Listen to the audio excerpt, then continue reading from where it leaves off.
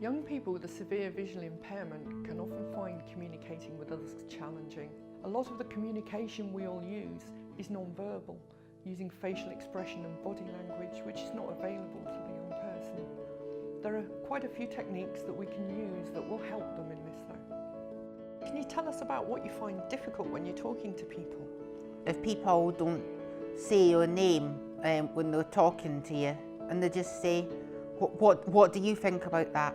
You know, if there was, if it was in a big class or in a big group of people, and like the teacher would just start speaking, and they just say, what do you think?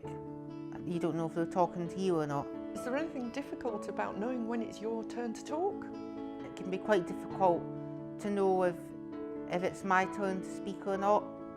You know, if there's someone speaking to lots of people, because I don't know if they're looking at me or not. I need to be able to have someone to start speaking to me first, and then it's easier to start talking that way.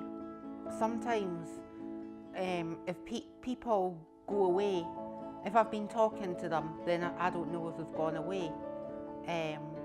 So it's good when someone says hello when they come to speak to you, and then it's good when someone says bye if they go away. Is it sometimes difficult to know when people are joking?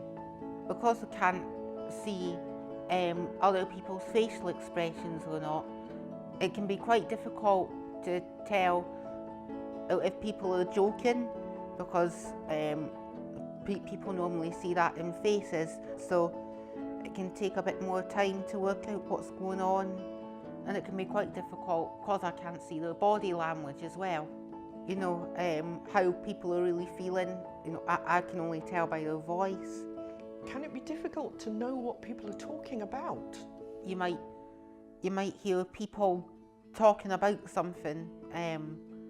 You might hear them say, like, look at that, or where did you get that? But you maybe don't know what it is that they're talking about, because I can't see things around you.